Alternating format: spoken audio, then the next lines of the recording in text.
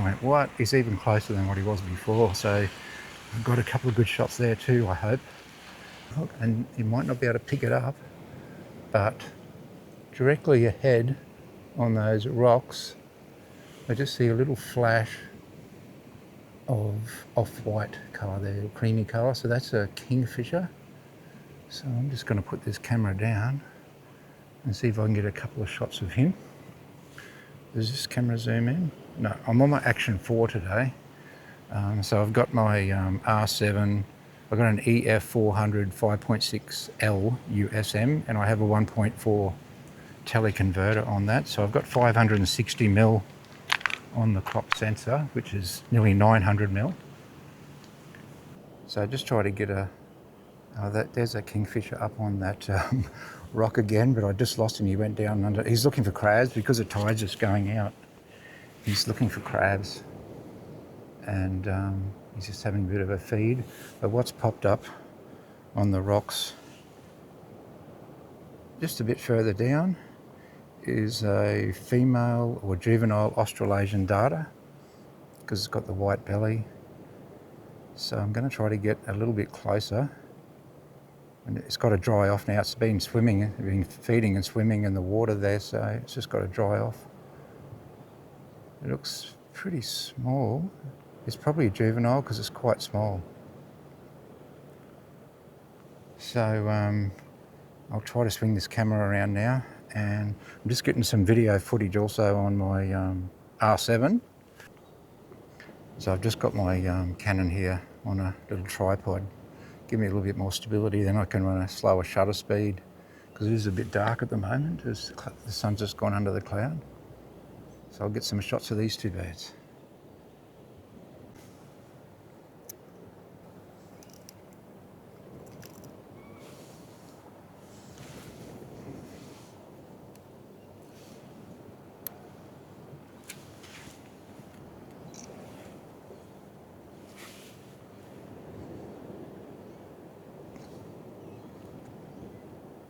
Yeah, so welcome to the channel. This is my first attempt at a video, so I just wanted to show you around, show you the kind of bird life we have here at Hervey Bay. So I'm at a place called Point Vernon, which is just one suburb of Hervey Bay. I'll be doing a video through here today, just seeing what's available. And we've got a fisherman out on the rocks there, so he might be scaring off the Australasian darters down that way. So we'll just see. I'll be down here for a while. So the tide's going out, so it'll expose more and more rocks. So we'll just hang around, check it out. If there's any ospreys, we got ospreys flying past, so I've got a few good shots of those over the last few months. So yeah, just back up, further back that way about 200 metres, there was a couple of pied oyster catchers they were just sitting down on the ground, weren't in a really good angle for some good shots, but they I got around and past them to get the sun on the right side, and they sort of jumped up on a rock at the same time, so it put them in a perfect position to blur out that ocean behind them. So I'll put those shots up as well. But at the moment I'm just going to go down a little bit closer to this Australasian darter. He's very small. It must be only very, very young. Very, very new Australasian darter.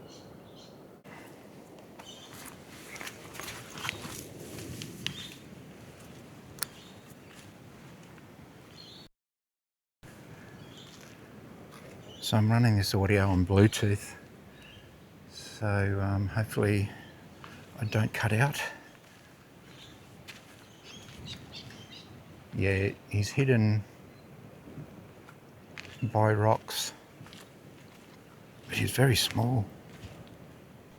So I might just head back down that way carefully, and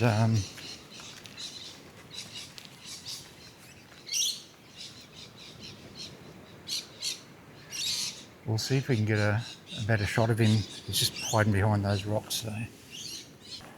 Okay, so I managed to get a bit closer, just on these rocks here.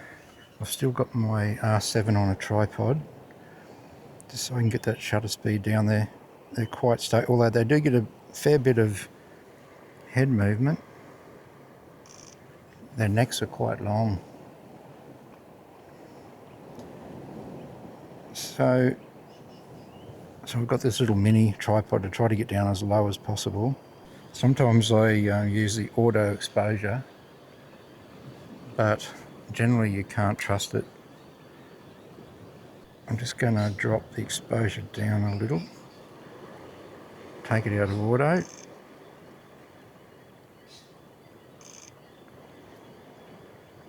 So I'm getting a fair bit of the bird here. He's taking up about, what's that? It's probably a third of the frame.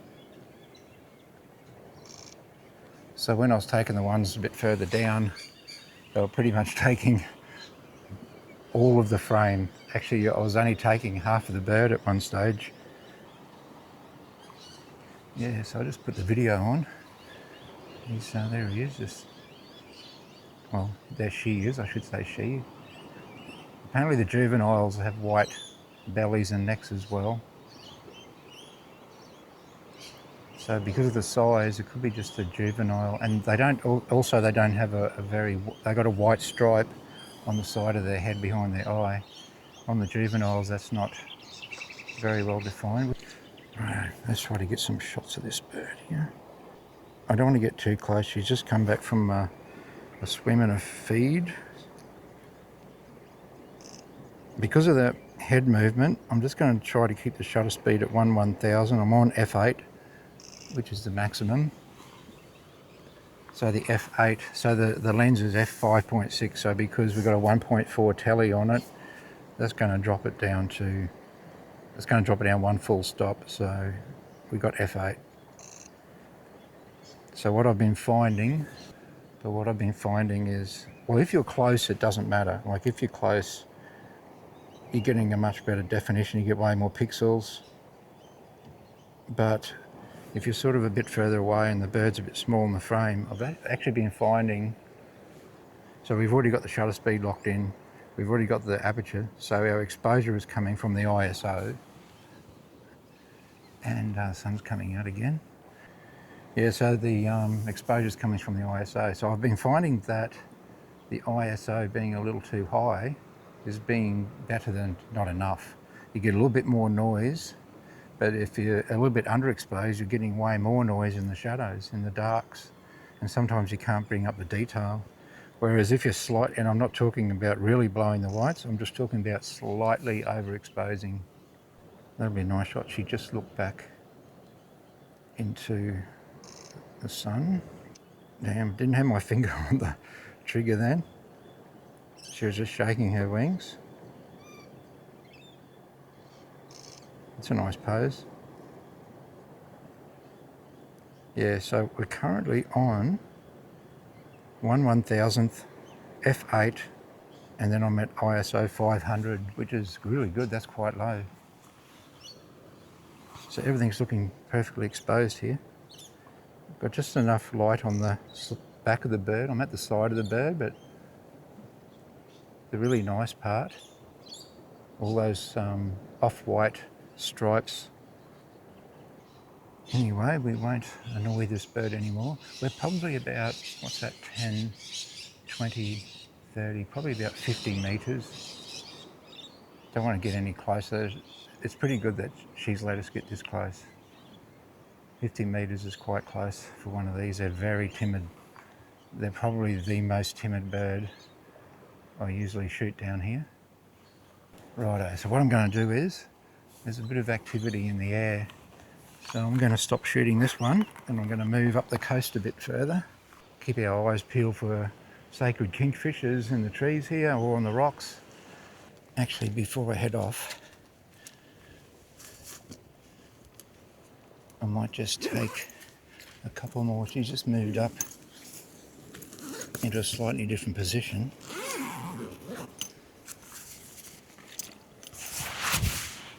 She's still being very good, not flying away. If she sees me moving around too much, she might take off.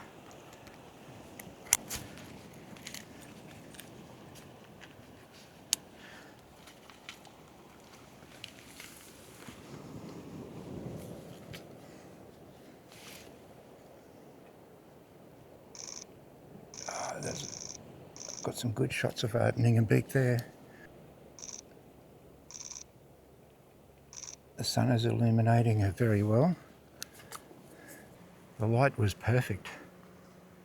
This is the thing, if you're sort of close enough, well, with my current setup, with the R7 and being 560mm, but we're actually at 900 because of the crop sensor, 1.6.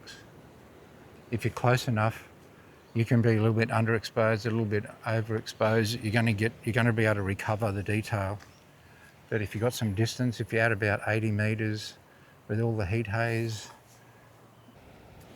Anyway, we'll keep moving. Check my lens, make sure it's not dirty. It's not too bad. So we'll head on down this way. Just don't slip on the wet rocks. Just don't slip on the wet rocks. What have we got overhead? Okay, so that's ibis, Australian white ibis. We have lots of those here. Where's he going up? Look, he's going up to that. Oh, there he is. I might just see. They're very common. They're easy targets, so I don't usually try getting photos. But up in that tree, he looks pretty interesting. They are a large bird. We'll probably be able to pick him up from right back here.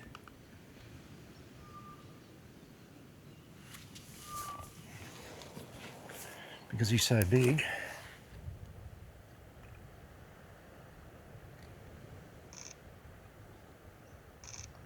His head's behind that branch. His beak is behind the branch. So I'm on ISO 640, 1250, because I am hand holding, f8. We'll see how that goes. Got a little bit of habitat around him. Righto. So what are we on? 1250. So I found 1/1250th of a second is pretty good for ospreys, darters, all those bigger birds, and we get Brahminy kites down here as well. And we've got a couple of rainbow lorikeets up there. Very colourful, but we literally have thousands of them everywhere. Usually, if there's a goshawk or some kind of hawk or osprey or something getting around, they will warn you that you hear them squawking and carrying on, and you look up and they're chasing a bird of prey away. But this is great. This has been a good day today. Some days there's always going to be birds down here, just like any coastal area, but sometimes there's a lot more than other times and you can't pick it. Usually in the evening I think they sort of feed more. It depends on the tides. So those kingfishers, the sacred kingfishers, they just tend to keep feeding through the whole day. So they're just looking out for crabs. No, I looked back before, so because the sun's behind me, looking back this way, and I went, oh, that's a sacred kingfisher. Actually, I'll show you that picture. I think it came out okay. I was a bit far away. They are pretty timid as well, but sometimes you just can't pick it. It's a bit like these darters. Sometimes you get within 100 meters and they take off. And other times you can get up to 240 or 50 meters or even closer sometimes, and they're just pretty chill. They just go, oh yeah. Maybe some of them recognise you're not going to be a threat. But this is an area where you'll get a lot of sacred kingfishers. Sometimes you hear fairy wrens and that in there, but they're extremely timid as well. The fairy wrens, I haven't been able to get any really good shots of some of those. It looks like a bit further up I just saw a little bird fly across. Usually when you see low flying birds down this area, more often than not they're going to be a kingfisher or sacred kingfisher. Got a little bit of a breeze here. That's probably why it's quite warm. The breeze is coming from the north. We're on the wrong side of the subject. Ooh. That's a little woolly wagtail just there. So that's another thing too, we get a lot of willy wagtails. Some of them are quite tame. You don't even know they're there until they make a noise. I think they want the attention, to be honest. They actually like getting their photo taken. That might make an interesting shot. He's on that rock with the seaweed, dark rock seaweed. Oh no, he just flew off without getting a shot. No, well that's just the way it is. If you don't act quick enough. But we'll just keep our eyes open. Look at that beautiful view. You've got boats on the water. Just gentle waves rushing in over those rocks. The sun rays breaking out through the clouds down there. Just beautiful. There's a willy wagtail just up in this tree, and there is a sacred kingfisher.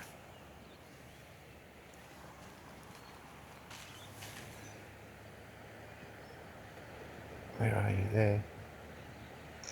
He's got a lot of blue sky behind him. To get a good shot, I need to go further out on the rocks to get some green, to get a bit of a green, dark green backdrop. 1,000. ISO 1,000. The sun is altering a bit though. The light is altering a bit. Turn this way. There you go. Will we just turn front on? So I'm just slightly overexposed now. I can still see a blue tint in the sky. I'll just drop it straight back to 500.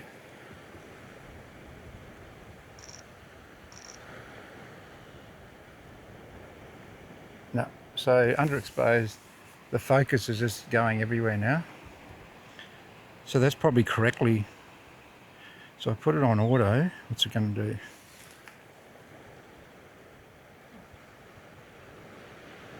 Yeah, even on auto ISO,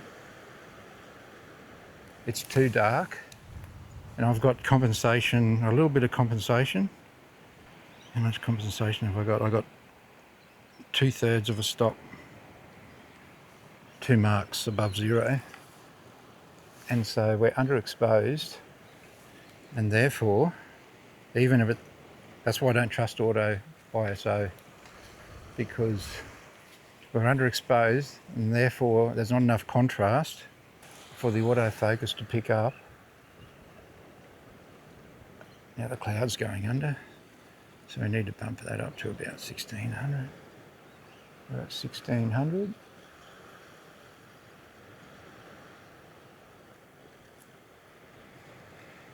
I still see a blue tinge. So, yes, a little bit better, I think, for autofocus as well. That might be just on my lens arrangement. Might be different if you've got an RF 200-800 or a 100-500. I'll probably get the RF 200-800 very soon. Actually, there is a fisherman working that area down there.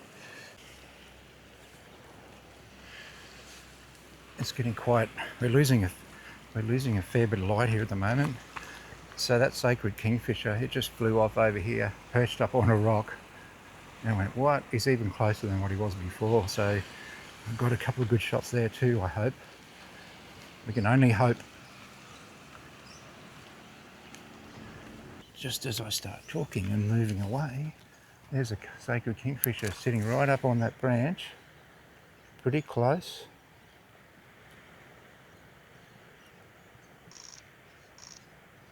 He's got a dark background behind him. I'm on ISO 1000. I'm on 1/1000th. I'll just, of a second, I'll just leave it at that. I'll bump that up to 1600 ISO. That's pretty good. He's filling up about 1/4 of the frame. So I should be able to get some good details. Don't want that beak hidden behind the branch though. I'll just see if I can get out a little bit further. There we go. I won't push my luck. So 1600 is actually way under. It's quite dark up in there. There's no sun. Now the exposure's pretty good.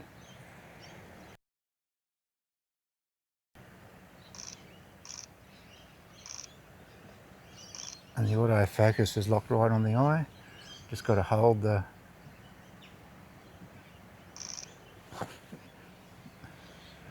lens as still as I possibly can. So no sunlight on him, but that's coming up pretty good.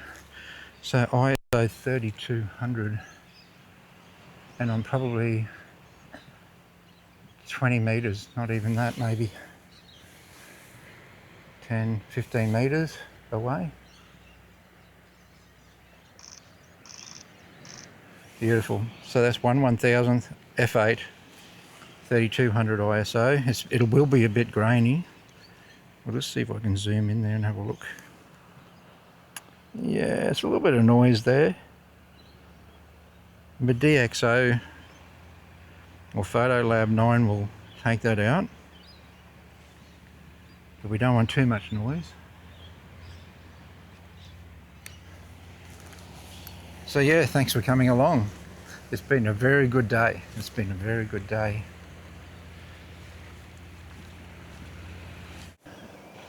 Just look at that view. Okay, so thanks for coming along.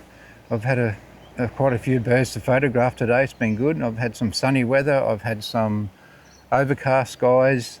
Some birds I've been able to get pretty close to, especially at the start with those Australasian darters. It's been fantastic, so I'm keen to see how they come up.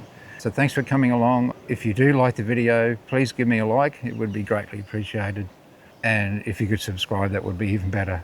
Okay, thanks very much. And I hope I see you next time. Bye.